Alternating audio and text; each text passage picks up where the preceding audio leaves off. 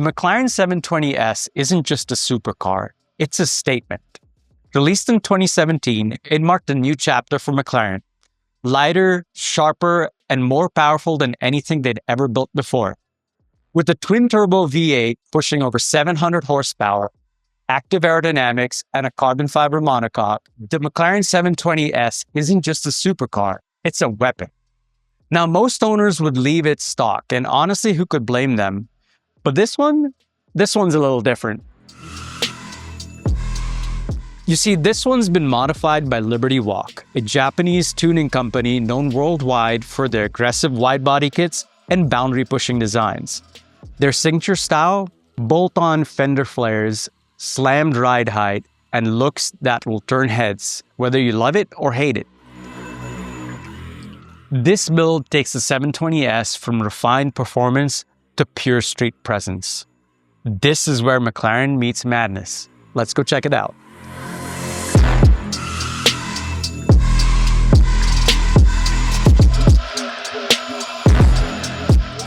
So I'm here with Calvin and his Liberty Walk McLaren. Calvin, thank you so much for coming on the channel. Thank you for having me. Absolutely. So just to get this right, you paid a small fortune for this car. Yeah. And then you took it to a shop. Yeah. And you said, hey, take a saw to it, hack it up, and then you paid them another small fortune to get it to where it is today. That's what I did. And you don't regret that decision at all? I do not. I mean, who would? It's a stunning car, I gotta say. Thank you so much. Thank you. Yeah.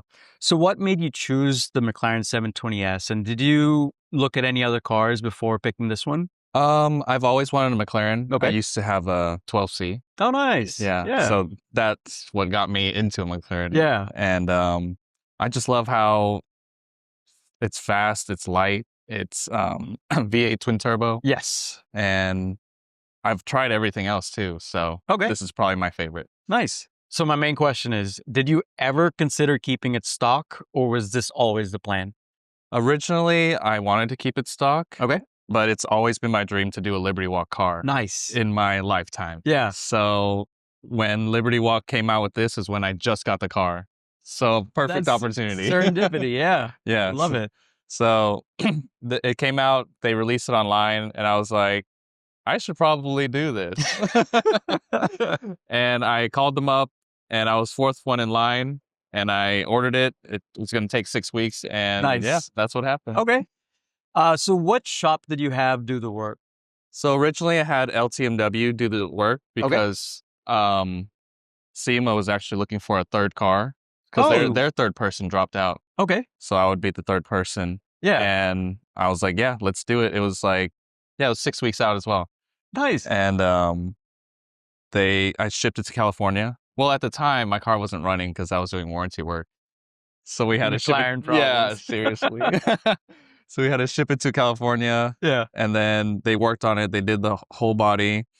It was on air suspension as well. Okay. And then we pushed it into SEMA, showed the car, and then we pushed it out, and then we shipped it back and fixed it. Yeah. As long as it looked good in SEMA. Yeah, right? yeah. It was mostly cosmetic, so whatever.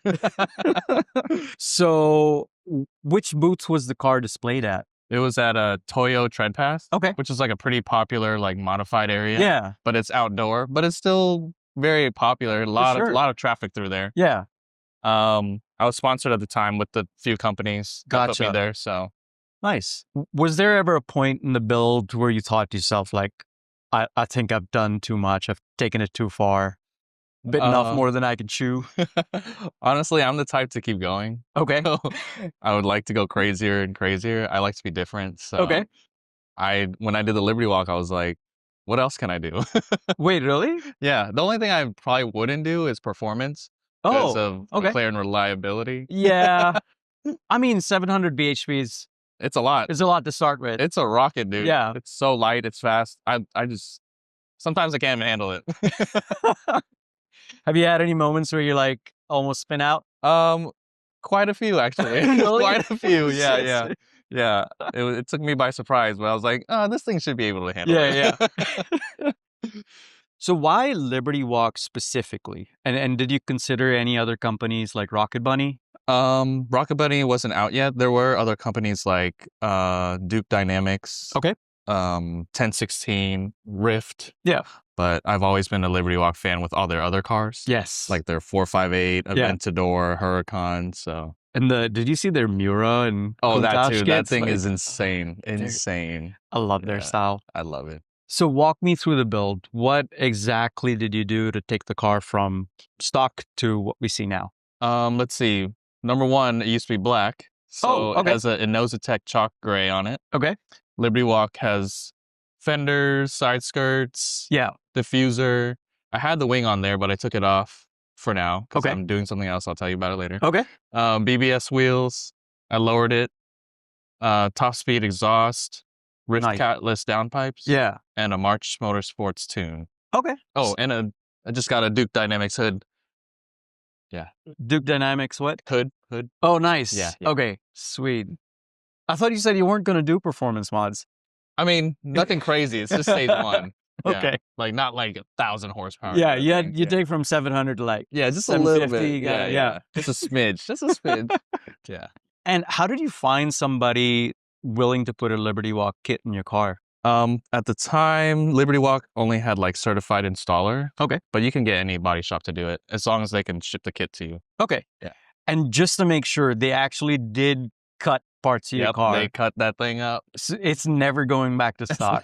I mean, I guess it could, but it wouldn't be nice. Yeah. So what were the costs associated with the build? Okay, so I'd say the kit is around 36,000. Okay. The wrap around 5,000. 41. Yeah. Yeah. The wheels 9 or 10 with tires. Okay. 50. Yeah. I'm good at math. I'm an Asian. Just letting you know. Not me. Exhaust like 2,500. Okay. Downpipes, it's a total 3,500. Okay, not bad. 56 so far. The tune 5,000. Mm-hmm. What else am I missing? The hood 6,000. Okay. I think that's it. Okay, so you're at 67. Yeah, that's not too bad. Plus install. So oh, okay, yeah, there like you 20. Go. Yeah, there you go. $87,000 right there. Not too crazy. Not too crazy. Hey, it's below 6 figures, right? Yeah. And how much did you actually pay for the car? I paid $250,000. Okay, so we're talking 350. That's a house. I will never get that back. Oh boy. So since you owned it stock, and you've obviously owned it modified, what is it like to drive modified compared to what it used to be? Stock, it was amazing, and then just modifying it, I went like from stock to immediate wide body. So it was already night and day. The biggest thing was how wide it was. Yeah. It like takes up the whole lane. So I got to be cautious of how I'm driving. On the highway? Yeah. Oh, no. So a lot wider wheels too. So, I mean, I guess it's more stable. Yeah. I don't really push my car that much. Now that it's like this. Yeah. But it does feel nice, faster. I'm more cautious on how I'm watching for potholes and incline declines. That's a very good point, yeah. Not much, actually. Have you ever taken it out on the track, too? I haven't taken it to the track. I don't think it's built for it because I have really thin tires, too. Gotcha. But I've done, like, a parade lap, and I was excited to just throw it on there, and I was like, this is fun. Like, I wish I could do it. You might damage one of the wide body panels. Exactly. I mean, I do have, like, a smaller wheel setup to try it, but I don't think it's capable to do it. Okay. Yeah. So is it comfortable enough to daily drive, or is this more of a weekend car?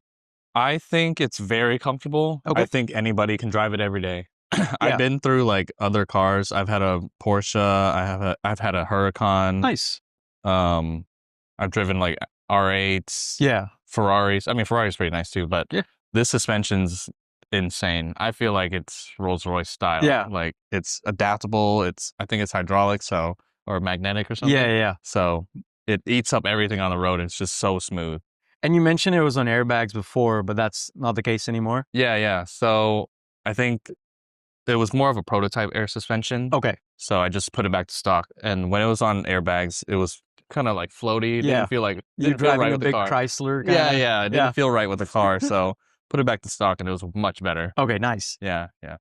So I noticed the OMG taco license plate. Mhm. Like, are you just a big taco fanatic? No, actually, that's my business. That's what I do for a living. Nice. Yeah. Okay.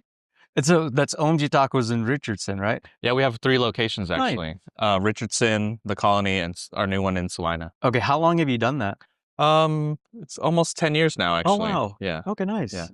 And I gotta ask, like, who came up with the name OMG Tacos? Were you guys just thinking of some names and they're like, OMG?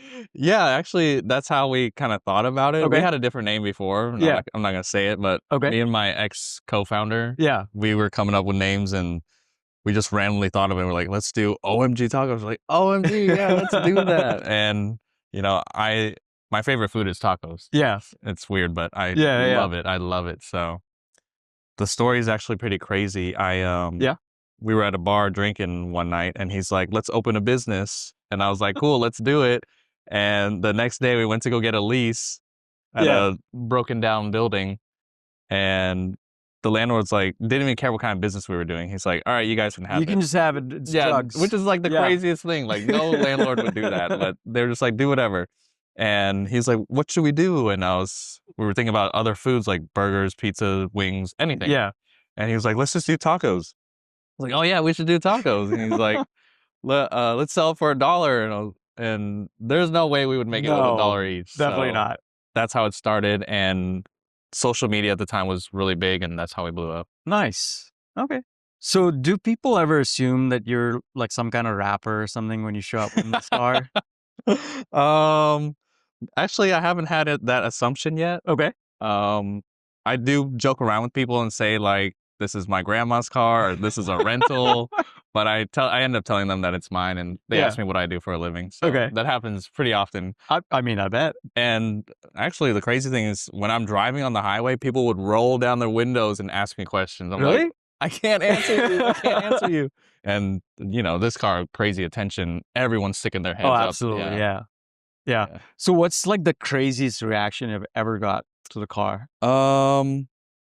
Yeah, like somebody jumped in front of your car or something. Let's see. Hopefully I was eating at a restaurant, and I pulled in backwards, and all the servers came out. I was like, is that a P1? Is that a P1? I think that one's pretty crazy. Yeah.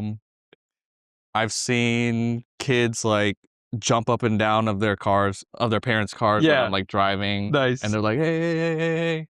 I think that's pretty crazy. Oh, that's awesome. Nothing too crazy yet, but those are all pretty common. So Calvin, let's do a quick fire round, okay? I'm going to ask you some questions. I want you to tell me the answer that comes to you right off the bat. Wish me luck. All right. What is one car you would erase from the face of this planet? Oh my gosh. Let's see. How many seconds do I have? Oh crap. No rush. Geo Metro. Oh, that's a good one. Oh God, especially the convertible. Yeah, that one. Oh, that's a good one. What is the most overrated car of all time? Oh crap. Overrated. Mustang? That's a pretty decent one. What is an affordable car that makes you look rich? Ooh. Aston Martin. Specifically any? Like a older Vantage. That's a good one. Yeah. Okay. So now we're going to do word association, all right? I'm going to give you one word. You got to tell me what comes to mind in terms of the person driving this car. Oh, God. Okay. All right. Nissan. Oh, crap. Nurses? That's PC right here. BMW. What are those? Gen Z kids? Yeah. Parents giving them money for their cars? Gotta be one word, okay? Okay, one word. Right. Sorry. Kia. Kia's. Hamster. That's a good one. Ford. Ford. Crap. All I can think of is trucks. Last one, McLaren. I think of this, so Liberty Walk. Yes. All right, good. Let's get back to the car. And I have to ask you about British reliability. What is the McLaren like to own, and what is the most expensive repair bill you've ever got? Oh, man. I'm not going to lie. The rumors are true. Reliability sucks. Honestly, I feel like when you do get one, you want to either get it brand new Okay. or still have factory warranty Yeah. or get aftermarket warranty. But if you get it used, Yeah. make sure you PPI the crap out of the car. Okay. And that's what I did not do. And you learned And the hard way? Yep, I learned the hard way and I suffered. Oh, boy. I did have aftermarket warranty, but it wasn't enough. Yeah. So what are some of the issues with it? Oh, mine was a bunch of stuff. I had those accumulators, the little suspension thing, Okay. alternator, oil pump. Oh, my God. Those are pretty standard. Yeah. A lot of electrical issues too. Yeah. So my guy at March Motorsports, he had to rewire the whole car. My bill was hefty. I mean, I literally did everything. He also helped me realign a lot of the body pieces too. Okay.